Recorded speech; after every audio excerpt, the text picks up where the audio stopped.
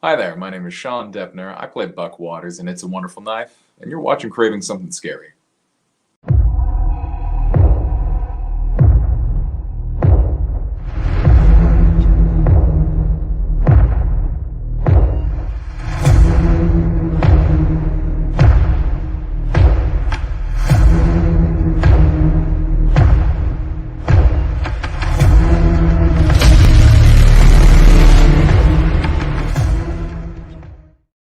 Well, good evening, ladies and gentlemen, visitors, subscribers, patrons, and my channel members, my Cravenites. Welcome to Craven Something Scary, where it's all horror all the time.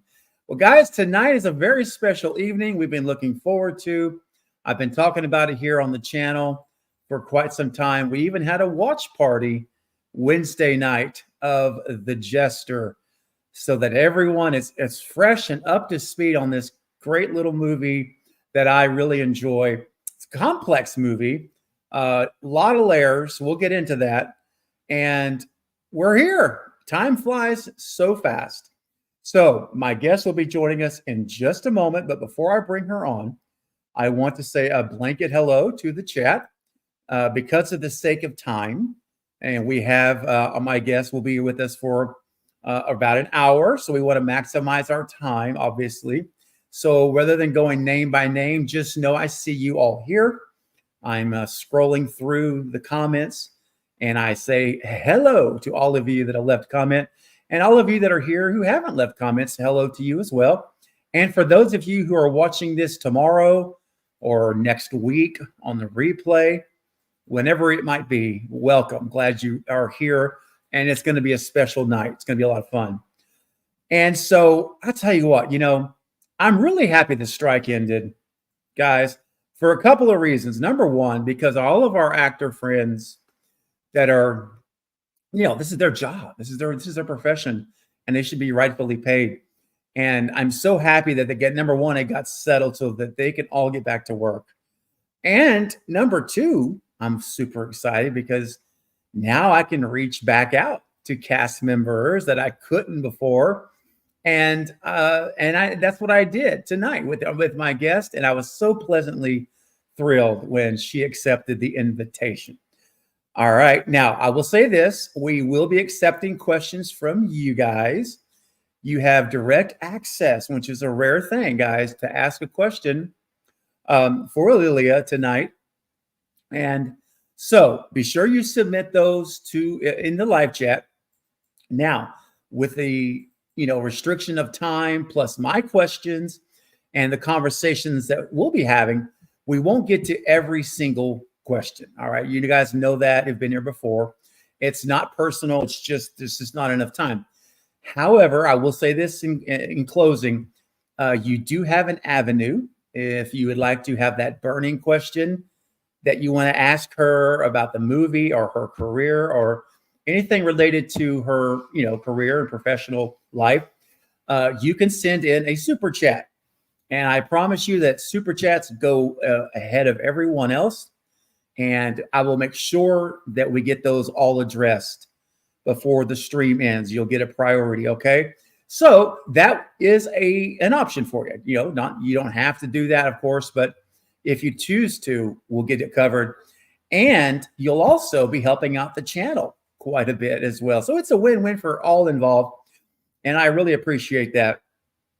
And so just really fast before I bring her on, I see we got a new member. Someone just joined the channel. Anthony J just became a member of the channel. Anthony, thank you so much. That is awesome. You are now a Cravenite.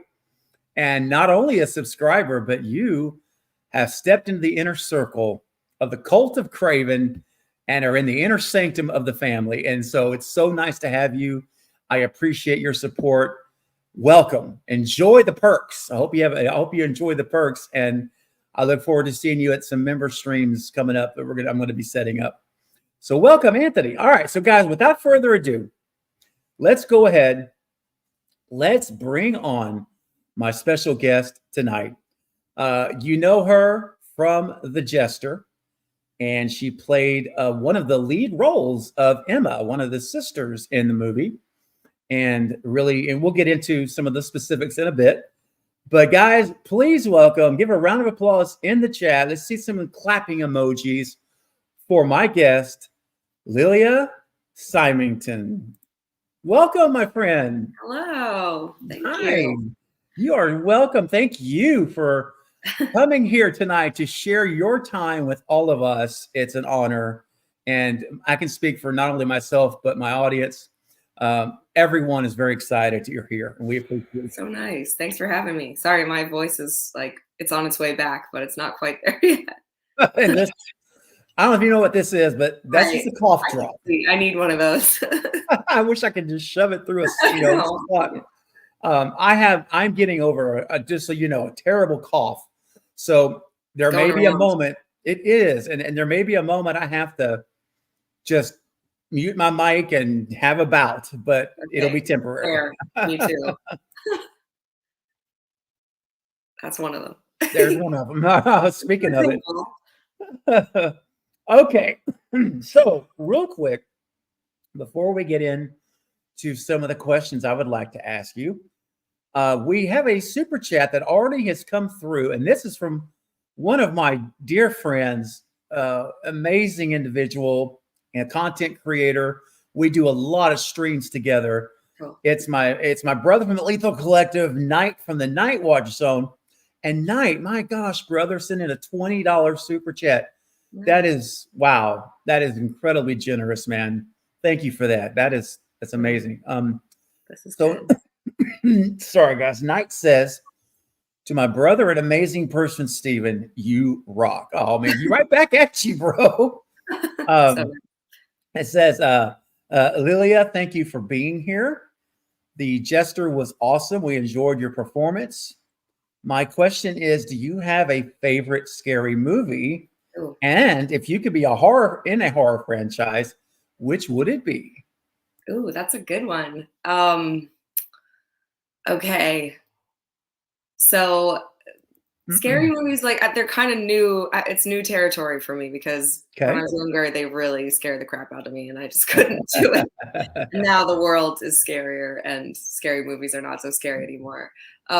Yes. So I've come to like them quite a bit. And I think I'm just going to go recent. Like the one that most recently really got to me was The Descent. Oh, yeah. The Descent. Scared me so bad. I watched it like midday too, and it really scared me. Yes. That's a good one. And a franchise. I like the Scream movies. I feel like I would be one to be in. You know, you see Ghostface behind us literally right now. Yeah, that's true. Know, you're speaking my language. Having good company. That is my favorite horror franchise of all time. So I'm a Wes Craven all the way. That would be incredible. Let's get, guys, listen, you know, social media is a powerful thing, as we know. Come on, guys. Let's go. Let's do it. In fact, I know my moderators tonight. Thank you to my moderators, Val and Sarah. I think Denisha might be here.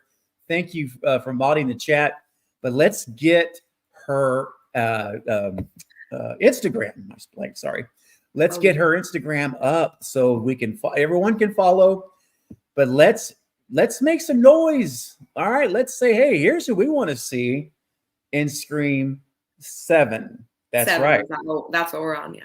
That's right. We're on 7. Lelia Symington. That is who we want to see in Scream 7. Yeah. And I'll send it. I'll do it. I have no problems whatsoever sending that message. Yeah. So awesome. Well, Knight, thank you for again, man. That is such a generous super chat. I really, yes, appreciate you, buddy. We'll be talking soon for sure. Okay. So what I would like to do is it always fascinates me to go back to, because everybody has an origin story, right? We all do.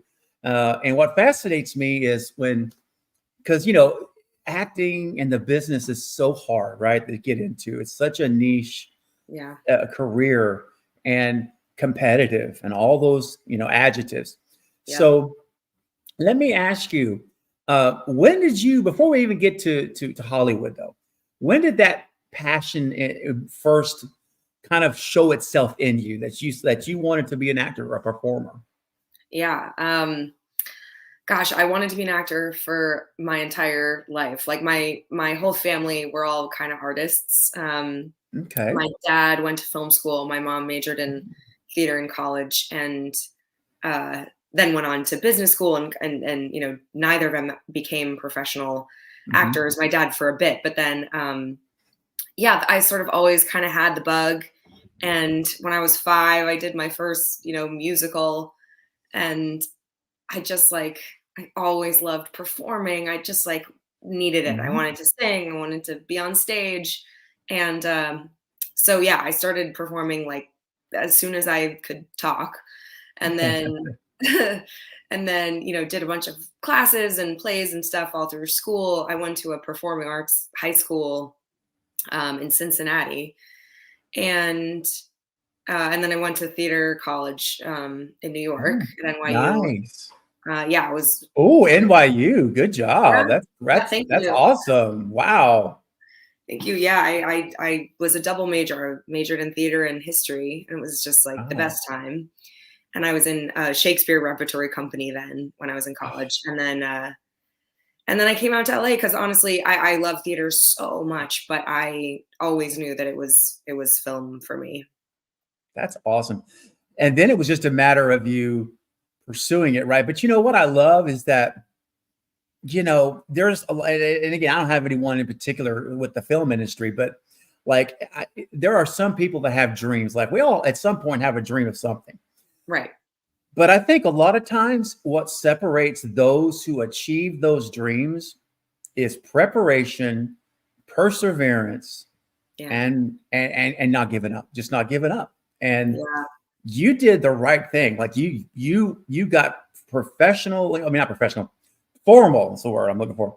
Yeah. Formal training. Like you equipped yourself, right? Because Yeah. you knew this is what you want to do and you want to be serious about it. And that's a lesson for all of us. Like if there's something you're pursuing, take the steps to be really prepared and equipped to Yeah. do it. Yeah. And I think and in acting, it's just like, well, like so many industries, but definitely I feel it in this entertainment Mhm. biz, this endurance, like you were saying, just sticking it out. Yeah. It's a long con we're playing here. Yes, yes. Well, it's funny it's not an apples to apples. I'll give you that for sure. But the YouTube journey Yeah. Oh my is gosh. Yeah. very similar in terms you have to grind. You have to you can't give up. You have to be so focused on the goal is going to be obtained no matter what. You're going to do what Yeah. it takes. Yeah. So there's some similarities. Obviously, it's different, Totally. Oh yeah.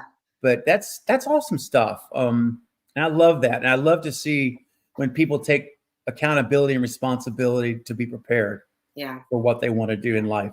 Thank you. Yeah. Yeah, it's fun. So, And it's fun. The training part right. is so fun. I mean, if you kind of you have your teachers that you like less than other ones, but for the most part, it's like, it's a mostly safe space to kind of like mess around and try stuff and stretch. Yeah, Hmm. that's right. And you have the permission to mess up at Yeah. that and learn from that. And Right. it's a lot easier to not say fail because I think it's a learning, but to make mistakes when you're in a safe environment. To your point, Yeah. than when that director says action. That's Right. not the time you Right. want Right. to Right. do it. Right. You Right. can It's so avoid it. scary then. The stakes are so much higher and you kind of want to have something figured out. I mean, nothing's going to go perfectly, especially with, movies like The Jester and other movies that are like, independent movies Yeah. where you don't have a lot of time to film. They're pretty fast shoots Mhm. and you're under, a lot more constraints than people are when they're making these big studio movies. So you don't Sure. end up, uh, you don't have that many takes. So you're Mm. just kind of, I mean, it's a good exercise for an actor because you really you can't be like, well, can I just try that little moment again to fix? You're kind of like, well, okay, we're moving on. So you have to really, kind of give it your best shot and then let it Yeah. go. Yeah. Yeah. Yeah. Absolutely. Well, we know we got a couple more super chats that have come through with questions. And oh, Coriander, this is my sister in horror, part of the Night Watch Zone and a great friend. Says hello to my big brother. Love you too, Coriander. I like the name. Says, oh, I'm telling you, she's great. What was your favorite scene you filmed? This is one of my questions, but that's okay. Oh. In the Jester, and thank you for being here. Oh yes, my pleasure. And gosh, okay, my favorite scene to film. Oh, okay. Well, okay, I have two. There was one, as an actor, the one where my sister and I are talking in the bar the first time. Mm-hmm. Yep. It's just like an actor's sort of fun time to kind of get to be like sit down and just like have a whole conversation. And it was like 7 pages of dialogue, so it felt like we were kind of in a play because we just ran through the whole thing. And I have to say, all of these shoots were the whole thing was night shoots, so we'd shoot from basically like 6 p.m. to 6 a.m. For a few weeks. So it really messes with you in terms of your sleep and all of that. And it was cold, we were in Frederick, Maryland, and middle of winter, so it was very chilly out there. So this was like one of the few scenes that happened, inside where it was warm. So that was nice. But then I would say sort of more action heavy was the part where the Jester comes and like sort of does the gag with the noose around my neck and like pulls me off the bridge. Yes. And that was so fun. Like I had a stunt double, and so she got like totally pulled off and was like suspended by a crane off the bridge, which was so cool. And I got to do like the sort of stunt part where the crane like kind of drags me to the end, and it was wild. Yeah, the stunt team was really professional and with it. Cool. Yeah, it was great. Oh, that's cool. Wow, yeah. Great scenes. Oh, so fun. Great question, Coriander, and thank you for your, again, very generous $10 super chat to help the channel. That means a lot, Coriander. Thank you. And again, great question. We have a couple of more that have come through, and as I promised, every super chat goes in front to the front of the line in order that I receive them. And my good buddy JT over at Sinister Artwork sending a $5 super chat. Thanks, brother. Says, Lelia, you have more of a Tina from Nightmare on Elm Street vibe. Ooh, you know what? I'll take that. Yeah, that's a compliment. I will for take sure. It. Absolutely. Yes, she's many fans want to see her back, in future. Well, if there ever is a future Nightmare at this point. Yeah, they should. Yeah. I feel like we're bringing everything back these days. Might as well. No. Why exactly? I mean, let's go. What are we waiting for? I know. Yeah. Thank you, JT. And Anthony J also has a $5 super chat. Thank you, Anthony. Much appreciated. Says, was this your first horror movie, and is it scary on set? Oh yeah. So this is my first like full horror feature. I've done I did some shorts like a long time ago that were, oh my gosh, one of them was so scary. Actually, it was okay. So it was made by a guy who makes, he works in one of those studios where they, make the monsters. Oh, yeah. It was really cool. So, and it was like, we came into the studio, so you got to see all these cool, like, nice, prosthetics and models and stuff like that. And he had set up this, oh my God, he had set up this like shed that was meant to be sort of a creepy wood murder shack. And it was me and this other actor guy, and he wanted to do sort of a teaser for his thing. And oh God, I'm going to tell you about it because it was the scariest thing. And it was so long ago that I doubt he'll get mad at me. But it was like, the premise was that this horrible murdering man was stealing people and holding them hostage in this shed. And okay, like those creepy, like, oh God, how to describe this? Those things that they use, like it's almost like a funnel, but to like force feed like Oh. animals, to make like goose pate and stuff like that. Oh. So that's what he was doing to people. Oh my gosh, the So visual. disgusting. Oh, And yes. honestly, it was like, midday, and we were totally safe and totally fine. The guy was so nice. So, all the people on set were really nice, but I was honestly terrified. Gosh, yes, that's It still haunts me, that image. the image of it. Yeah, Yeah. it's disgusting, right? Oh. But this one was mostly not scary, mostly because the guy who plays the Jester is such a love bug. Oh. So it was hard once you know him to be scared of him. Yes. But the first day we shot, I really hadn't met anybody. I came back from my honeymoon early. I was in France and I just flew. I said goodbye to my husband at the airport, and I flew to DC and went out to Maryland. And it was like the middle of the night, and I went from the airport to set and shot that night.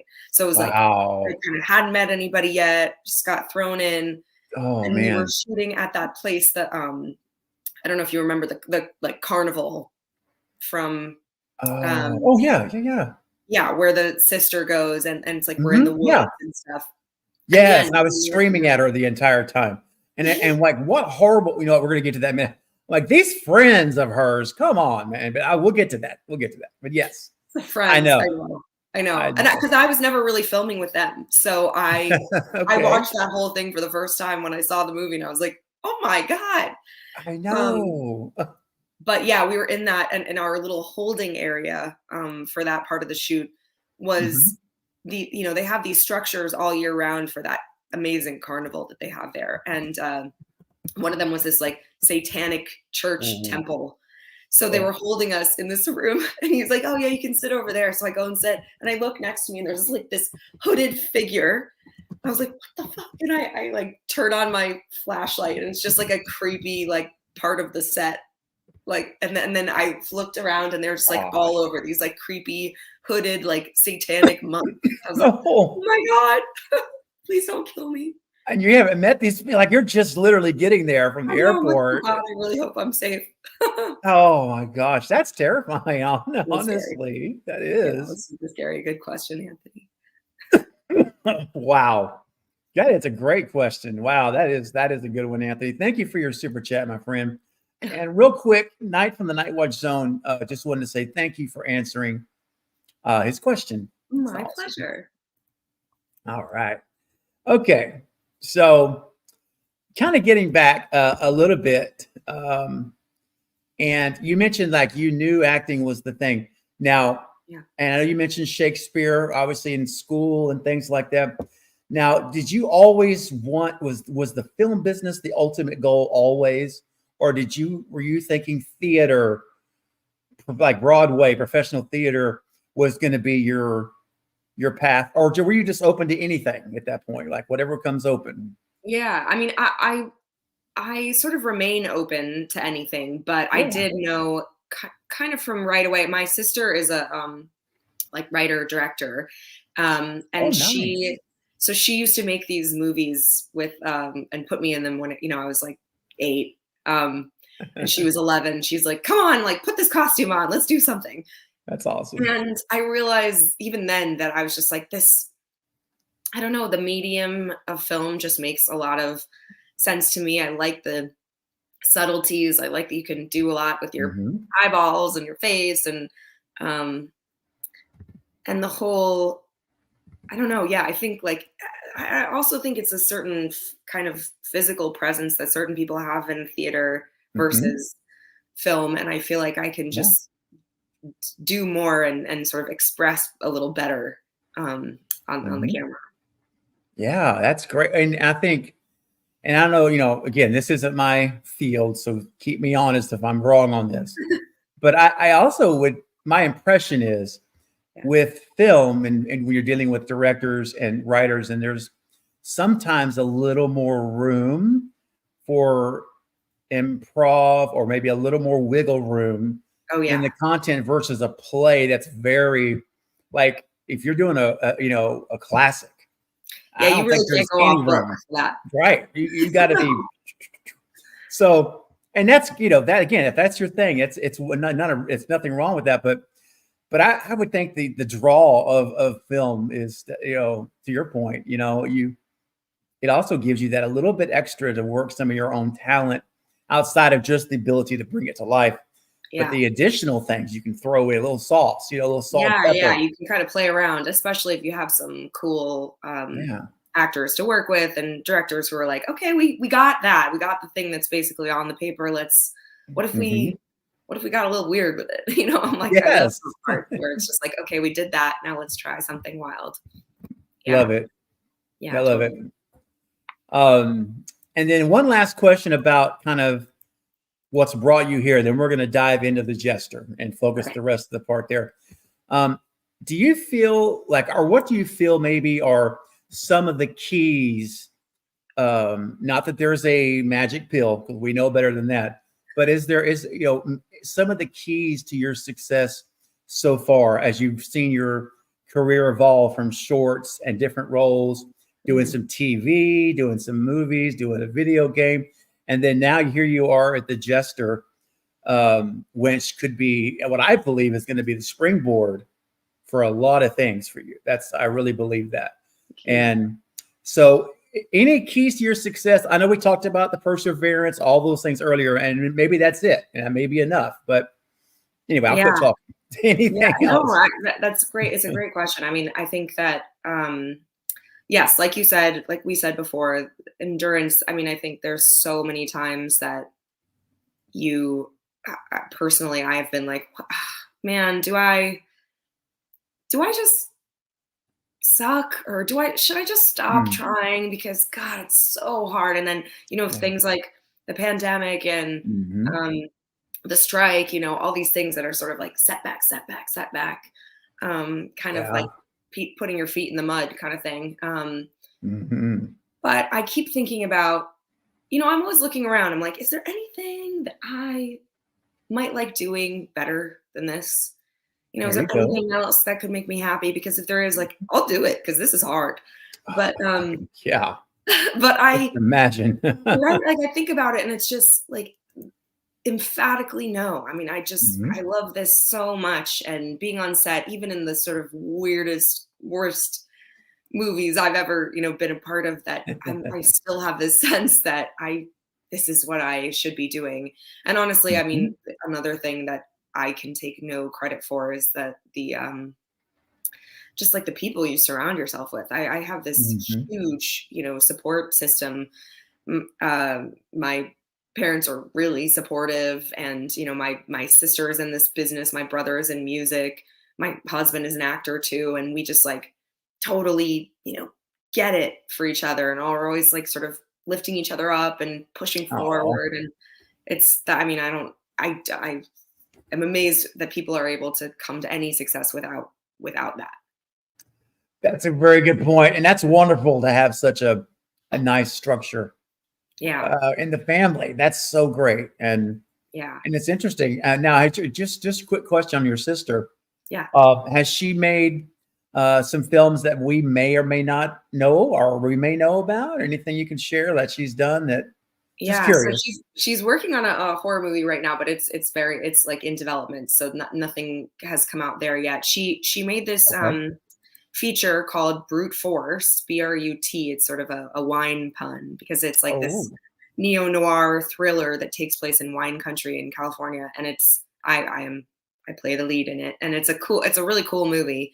And we made that during the pandemic. That was her first feature that she directed, so it was like, and the New York Times wrote about us, and it was like this great sort of thing, jumping off point for us. Wow. Brute Force, right? Brute Force, yeah, it's really cool. So I think it's on Tubi, I want to say. Okay. Ooh. And rentable and stuff, but I'm gonna watch cool. it. Yeah, she's sort of getting her feet wet now in the horror world, and I'm excited to see what she comes up with. Oh, fun! That's all. And it was in 2020, you said? 2020, is that right? Yeah, 2020. Yeah. Excuse me. Oh yeah, I see it. I read something that we were like one of 8 feature films to actually like film and finish production in California in 2020 because, you know, obviously no one was Oh, working. It was wild. yes, that Really was bad. crazy. I mean, how much everything just shut down. It Oh, was, I so mean, sad. across everything. It was insane. Yeah, What a wild time. I'd I never know. seen anything like that in my lifetime. Me neither. Yeah, that was insane. I'm so glad that I mean, you know, it doesn't feel like we're totally out of it yet, but it's like Right. better. It's better. It's yes, thankfully. Yeah. Um, and real quick, we have another super chat that has come through. All right. What's up? Elm Street's last brat with a $10 super chat. Thank you, Elm Oh Street. my God. Says, excuse me, my roommate grew up in the town the Jester was filmed in. He Amazing. knew every location. Yeah. What did you think of Small town. Maryland? Oh, yeah. And did you get a chance to hang out and do anything fun while you were there? Oh yeah, that's great. Yeah, Frederick was honestly, I was completely charmed by it. I read something that it was I think it's like the first county ever established in the United States. Like it's a very sort of Oh, historical place. wow. Yeah, and it's got this really cute little downtown. I mean, it's really small, but Mhm. a couple of little main streets where there are these really cute little shops and like kind of cool local artists making crafts. So yes, I did. I was kind of the only person awake during the day because I was gonna everybody else say, was sleeping, yeah. and I could, you know, I'd come back to the hotel at like 6 a.m. I'd kind of Mhm. wind down, and I'd get maybe like four hours, and then it was just like even with blackout curtains, it's just daytime. I don't know. My I body was just know. like, hello, it's time to be up. Your body knows, doesn't it? Yeah, It yeah, it just does.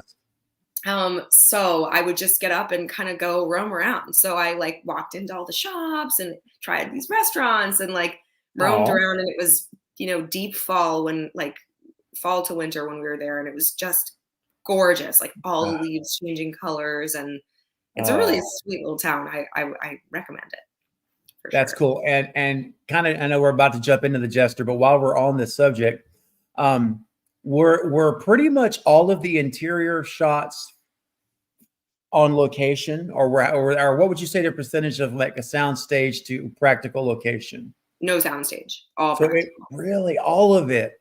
Yeah. Okay, that's Yeah. pretty cool. You Yeah, don't I see think that that every was the much big thing anymore. was that they had the access to that Mm, carnival. Um, yes. yeah, it's like I think it's like a family-owned thing that's sort of outside of Frederick, like an hour out, and Okay. they open it, you know, for a month every year and just make so much money, and then, you know, and keep all these structures up for most of the year. And I mean, obviously Yeah. some changes, but I think the fact that they, you know, just let us come in for, I think they shot there for a few days, Nice. kind of made everything look sort of Oh. more big. Yeah, it Yeah, did. It was great. yeah. And then, of course, you know, we have that I call it infamous, but I guess that's was it a pharmacy convenience store Oh, the scene? convenience store scene. Oh my gosh, Yes. Oh man. my It gosh. was blown up. Yes. Oh man. We're gonna get into the jesters. I know everyone's excited to get to that too. But I really enjoyed this conversation because you know it's interesting. It's very revealing, and it just kind of gives us an insight into Yeah. you and your mindset and your journey. And I appreciate you being transparent like that and opening up. Thank you Oh for yeah. that. That was My great. pleasure. Yeah. And thank you, Elm Street, for your Yeah. super Thank you, chat. Elm Street. And great question, man. That That was was great. I love Frederick. that's So cute. awesome. And I did have a question that came through here real quick. I just will ask this. Chrissy was asking, have you done any work with Rod Blackhurst? If that, I'm not sure. That ring's not ringing a bell. I just thought I'd throw No, it your yeah, I way. don't think so. And if I did, I'm sorry, Rod. I don't remember. No worries. Um, okay, so now we're going to turn to the Jester a little bit and dive in. Okay. So I would love to know when did you get the opportunity, or when did you get the note, the call or the email that you could audition for this? How'd that all happen? Yep. So it was funny actually. My sister had my sister also does a bunch of like producing work, and she had worked on this movie in DC like a few years before. And so one of the producers had put out something to all of his sort of network that they were like having trouble finding who they wanted to play Emma. And she read the description. She was just like, sent it out. She was like, Lelia, dude, this is perfect for you. So I put myself on tape and sent it over to the producer. And I didn't hear anything. You know, it always goes this way with the movies. You sort of like, I try to just do auditions and then just forget the whole thing ever existed, because otherwise you'll go nuts. So I kind of did forget it existed. And then I was, I think, 3 days away from going on my honeymoon. And they called me and they're just like, hey, we want you. So it starts in 2 weeks. And I was like, okay, great. Well, if you can just like move the day, scooch me over like 2 days, I'll be there. Wow. So yeah, it was a whirlwind. And honestly, I kind of feel like that happens a lot with this, you know, these kinds of movies. I'm about to start another movie in 2 days. We're about to start shooting, and I literally found out about it 4 days ago. I was like, oh my goodness. Let's go. Yeah, so it does kind of happen fast, some of these. Oh, now I have to just throw my fishing line out, but don't get yourself in trouble. Is there anything you could share about this movie, or is it right now? Oh, it's a Lifetime movie. Oh, that's all I can say. But I love the Lifetime movies because they're so like creepy and fun. Again, Lifetime, you know, it could be a mystery. It could be it's a thriller. Oh, it is a thrill. Oh boy. Okay. Yeah. Okay. Well, I'll tell you what. Hang on one second. Have a coffee. Yeah, I'll have some. Still shaking this cough. Yeah, please go right ahead. I know these coughs are lasting for like a month. I just read some article that's like, everybody has a cough forever now. Like, oh no. Seriously, I've been fighting this seriously since early December. Oh no joke. No. Yeah. Horrible. It's crazy. I met with my doctor again. It doesn't matter. But anyway, yeah, since early December. Horrible. So, I just bought a humidifier and I like slept right next to it, like hoping. Oh, there you go. Loosen up. Loosen up that stuff. That's a smart idea. Polar says, how exciting for the Lifetime movie. What, the humidifier or the movie? I think the movie. Maybe both. Sure. Thank you. I got to tell you, seriously, whenever it's like okay that you can share, not spoilers, but you can share like when it is, or I mean like what it is, when it's coming out. If you're open, I would love to have you back so we could promote your project. Oh, great. Thank you so much. Seriously. Yeah, I will. I don't know. I basically know nothing beyond what I've said, but once I do, I'm happy to. That'd be great. Okay, wonderful. And I'll be following up with you after things are done and keep going. Yeah, so we'll be talking offline. Sounds good. Denisha says, "Love me some Lifetime movie." Yeah, they're good. They are good. Sort of a guilty pleasure. Yeah, exactly. They're fun. Yeah. Real quick, Sarah Campbell, one of my moderators, great friend, has been a channel member for 17 months, guys. Every single month. That's incredible. Commitment, devotion. Good stuff. It is. It really is. And Sarah says, thank you for taking the time to join us tonight, Lelia. So exciting. What a great way to spend my 17-month and channel anniversary. Oh, nice. Excellent. Happy to be here. That's so great. Thank you, Sarah, for your ongoing commitment. It's great. Polar says, I still watch 90s Lifetime movies. There you go. Dude, there's some really funny ones. Because it's like every 15th one, they really kind of hit a gem. Some of them are just obscene. And then some of them are like, oh, this is kind of good. Exactly. Yeah. And you're right. Some of the thrillers and the mysteries I'm like, dude, it's pretty darn good. Yeah, I was in one 2 years ago called Lies Beneath the Surface. And yeah, it was fun. Another thriller. And actually I feel like my character is fairly similar to Emma. Okay. Yeah, it was fun. But it was another fun one. And we were out in Florida filming. It was a weird place. I'm literally Googling it right now. I'm gonna watch, rent it, find it, watch it. Yeah, I play like a I own a kayak touring company. Okay. Oh, suspicious behavior suspects a mother and daughter may be in danger. Oh, I like that. Yes. Okay. I know I'm gonna be watching. What's that? I'm on the case. Oh, great. Okay, guys. It's out there. Seriously, Google it. Lies Beneath the Surface, Lifetime movie. It pops right up with a synopsis. Yeah. I'm gonna watch it. Oh, yeah. Oh, yeah. All right. But back to the Jester. Now, this movie, and I touched on it just a little bit earlier, it really has some deep and oftentimes emotionally heavy themes interwoven with these characters, especially the dad and you and your half sister, or your sister, I should say. Is she half sister or half sister? Yeah. Yeah, I was right the first time. It's half stuff. That's what I thought. Got it. So let me ask you, and it really is kind of different. It stands out. It's not like a cookie cutter type movie. And I want to ask, like, when you read the script for the first time, when you got it, you read the whole story, what were your initial like thoughts about it? And you know, and realizing the importance that Emma is as a character. I mean, she is so key to this whole movie. How did that feel? Yeah, I mean, I really liked the script. I was like, curious about how it was going to play out. Like, obviously there's this like interplay between, classic horror tropes, and these like sort of action scenes, and then this like kind of heady drama. And for me, I kind of thought of it as like I think, Colin, the director, he would agree with me, although he wasn't the first to say it, but maybe he just wanted us to come to our own conclusions. But I really thought of it as this sort of metaphor for like mental illness. She's just, that's it. Yeah, she's got this like sort of darkness, and her dad had it too, and and then I sort of like went down a loophole, and I was just like, does Jester even exist? Like, is it just in her head? Like, are we sure this actually died? I don't know. Who knows? That's interesting. Yes.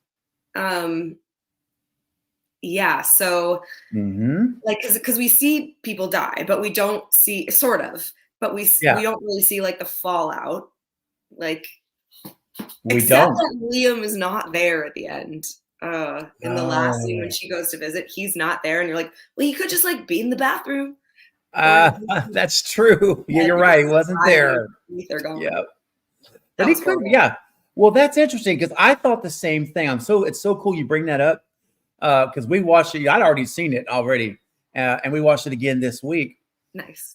And whenever you're at that final scene, and I'm not going to give any spoilers, but that final scene at the cemetery, I'll just say that. Yeah. And you make a comment about, my father had it and it was passed down to me. Yeah. And then we see, for a split second, we see the Jester behind you, beside you. Right. Sort of ever present. Yes. And I'm like, and then he's gone. Yeah. And I'm like, excuse me. We talked about it after we watched the watch party. And I said, this really is touching on, I believe, mental illness. It's touching on it here. Yeah. And it does make you, wonder some of that, how much of, I don't know. It's interesting thought. It's an interesting thing to consider, for sure. Yeah. Yeah. Yeah.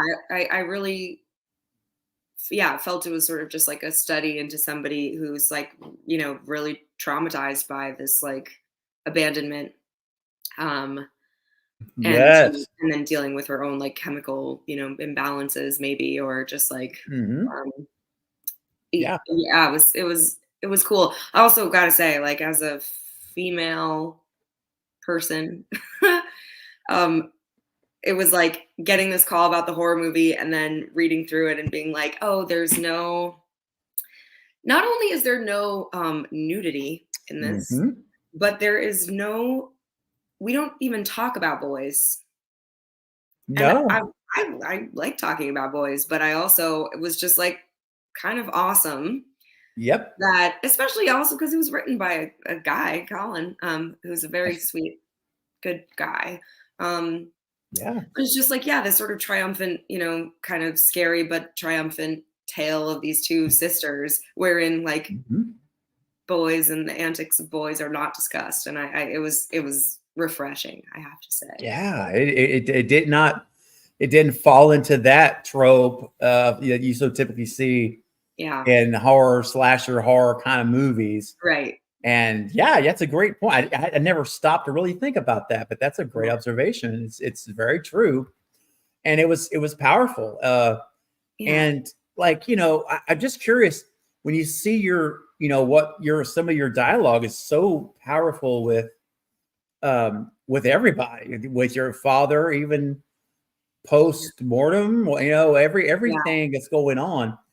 So how did you mentally prepare yourself, like for the role? Because it's time to shoot, XYZ scenes tonight.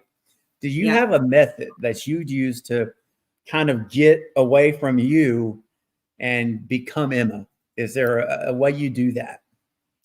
Yeah, I think something that helped me was this sort of like I always kind of have a journal that is like my character's, like Emma's journal, and it's like backstory really helps me, like the day that it happened, that dad left, and what that was like, and these like core memories, and like letters to him and to myself.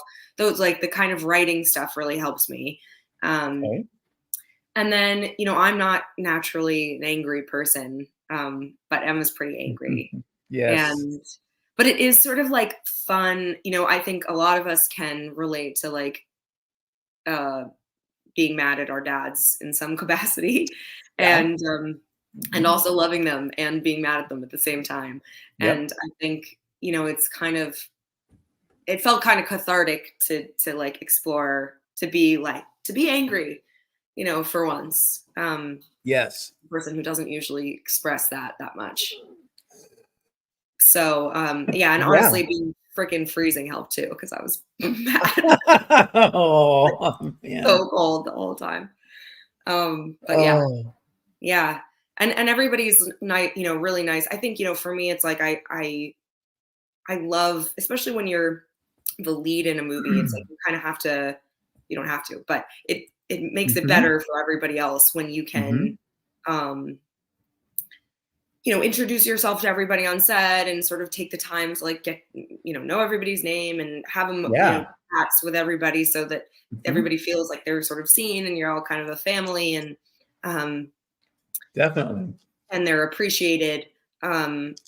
So it's like, I like to, sort of do that right away. And then, once you've established that, foundation, then you can kind of like on the sort of headier, weightier nights,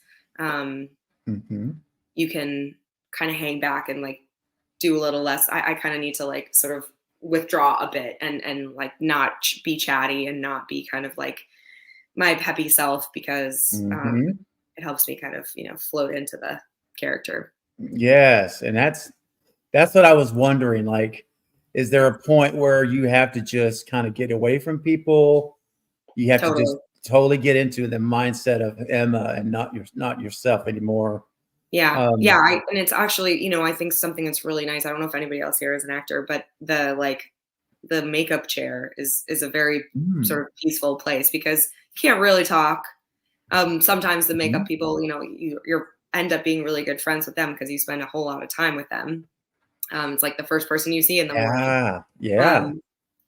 So, and they usually are very supportive and understanding that it's like, oh, this big scene is coming up. They're going to need to just, she needs to kind of like close down a bit. Let's save the jokes and all that for another time. Right. Yeah. And it's like, usually, it's like if we're sort of doing action scenes or something where it doesn't require me to, be in a particular headspace, then I'll go and like, sit with everybody and chat with everybody. And then the other days I'll just like sort of stay a little more on my own, so I can kind of, swim around in that place. Of course.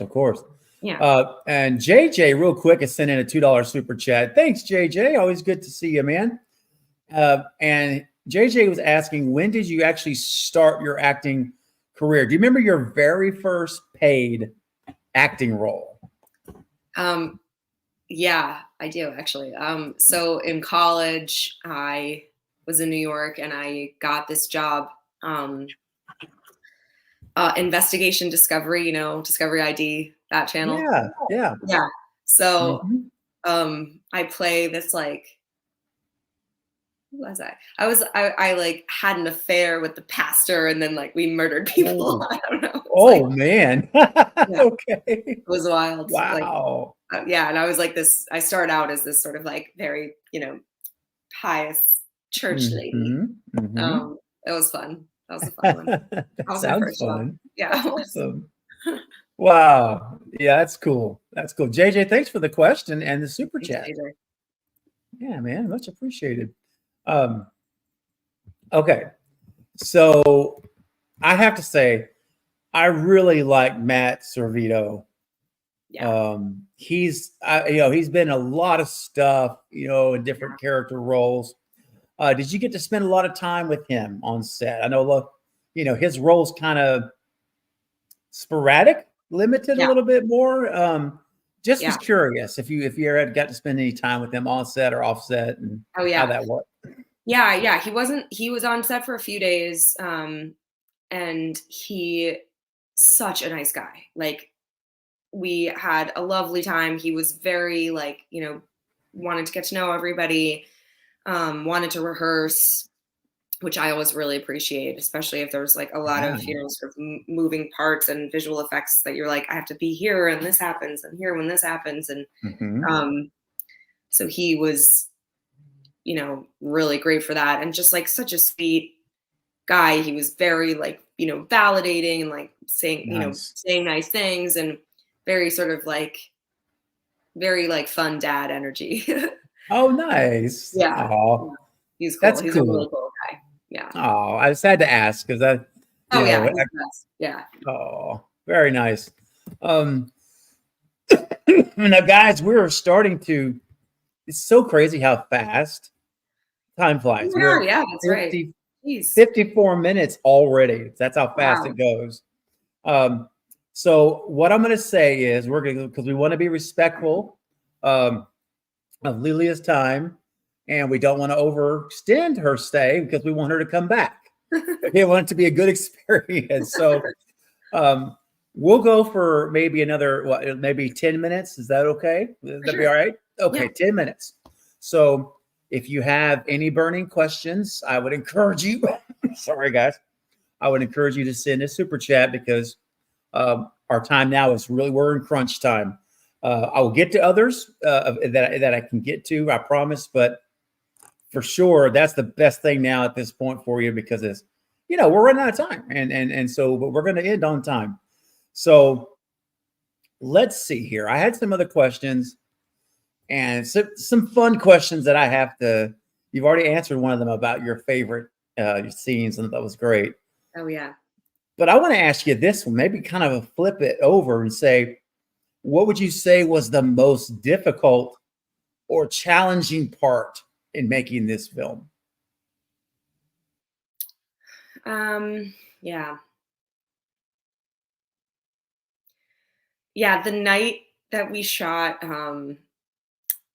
the when he like when I break the glass and he like goes and picks up the piece of glass and and like this throat slitting, oh my gosh. Oh, yes. It was so cold.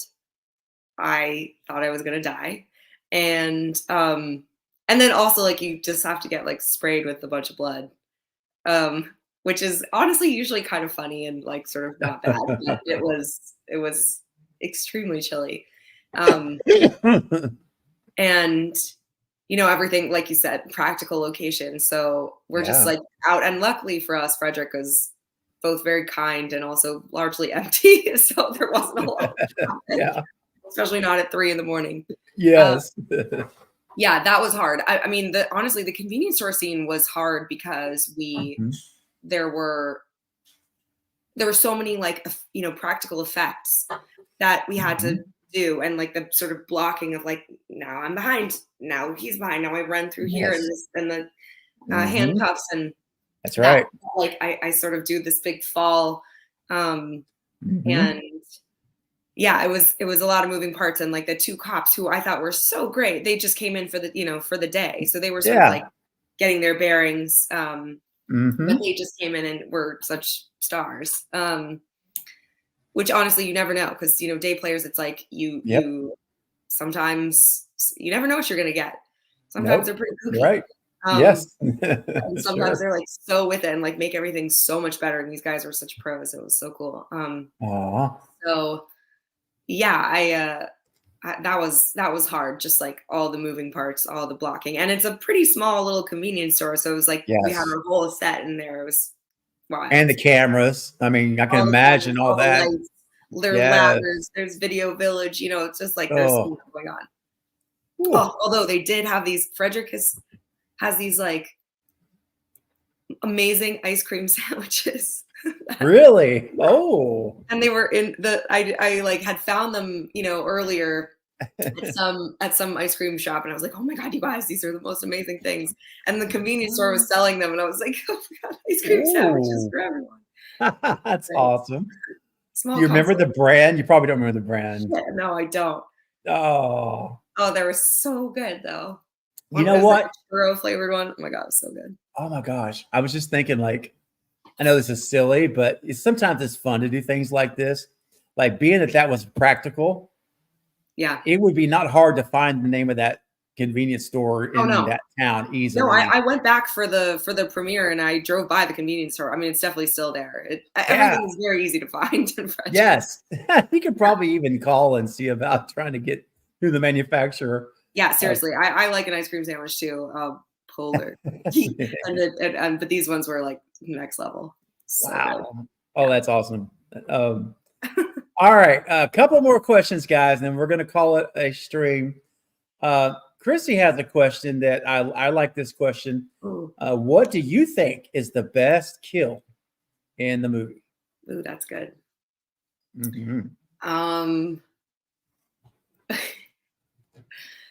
Okay. Like the one that grossed me out the most was the freaking like Liam's the eyes and the teeth. That was like really disgusting. Teeth.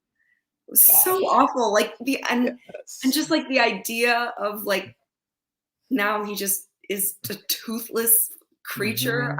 I don't know. That was horrible to me. And also the this is kind of a random one, but the apple in the beginning. When he like makes that guy. I didn't even know that scene was in the movie. I think it was added later. And it was just sort of like a way to, I guess, kick off the sort of Jester's, tricky vibes. But that's right. That to me was like extremely gross. Yes. Oh my gosh. Anything with like the mouth. I know the mouth. I guess that's what it is. You're right. That's kind of the running theme here. I can't. It's so gross. I'm with you. Can't handle that stuff. Oh, it's tough. Yeah. Gosh. And then I have to ask you this too. I have two questions. This is the last two questions. And again, I'm not giving any spoilers away. I'm just gonna ask a general question. What are your thoughts on the potential for a sequel, the way the movie ended? We kind of touched on it a little bit. My fingers are crossed. I think there's an avenue for it. What do you think? Do you think this is a sequel potential? Yeah, I mean, I think it could. Although I kind of think that people, I don't know. I think I sort of wonder, based on the reception of it, like I wonder about if like continuing our storyline would be good or bad for it. You know what I mean? Like, I think that the Jester himself is such a good villain. And I kind of wonder if it like would be better for the continuation of him as a villain, if it was more like anthology style, like, I don't know, like had nothing to do with it. Sure. If they call me, I'm coming. But but I kind of wonder, if it would make more sense for him if he could just like go in a totally different direction. Yeah, I see what you're saying. No, I do get that. Like, a fresh start focusing on him. It hurts me to say, but I know it does. Well, I appreciate that, and we would definitely miss you if they went that route. There's no doubt. But man, we got to get you on the Scream 7, and it won't matter. Yeah, come on. That's the key. And lastly, real quick, and this will be it. What advice would you give someone, because you have walked the walk and done the work and the heavy lifting? So what advice would you give someone who is out there listening and they really want to be an actor in the business, but they don't know how to even get started? What would you suggest? Yeah. Okay, two things. One very practical thing is like get an account on Actors Access or Backstage and just start, put up a picture, put up any footage you might have of yourself and start submitting for like student films. And then that will get you your first like good footage, especially if have decent film schools. And it's pretty low stakes, it's like, it doesn't matter. It's not some big job. It's just, a student who's also learning. I think those are a really good way to like cut your teeth. And then also just, you might not think that you know anyone, but you do. Your cousin's roommate is now a producer at blah, blah, blah. Or like, somebody somewhere wrote us something. It's wild how people feel so removed from the industry. But then like, I will talk to people now that I'm like, find out that somebody is related to like some huge, producer or director or something. And I'm like, how have we not discussed this? Like, and so you kind of have to just like peel your way through your network and have coffee with everybody. Yeah. There you go. Yeah. Have coffee with everybody. Try to get your networking right and meet as many people, all that you can. And be a nice person. People will definitely want to be your friend if you're cool. No doubt. Like, I mean, that is such a true statement. And I can't tell you how many folks I've had the privilege of meeting with different roles, be it stunt actors, stunt coordinators, production designers, actors in the film. Does a whole gamut of people. Yeah. And so many of them tell me that same thing. It's like, you have to be cool. You have to be approachable and coachable. And I mean, I think that, that you have some idea that you have to sort of put on this thing to kind of steel yourself or like show yourself off as like, important in some way so that other people will think so and think you're sort of a big shot. And, it might work on some level, but it's like, if you want the second job, like it might get you the first job, maybe, probably not, but maybe, but it definitely will get you the second one. And I think, it's like this whole business is just people hiring their friends to do stuff. And then you guys get famous and then they all hire their famous friends to do stuff. Yep. Definitely built on friendship for sure. Yes.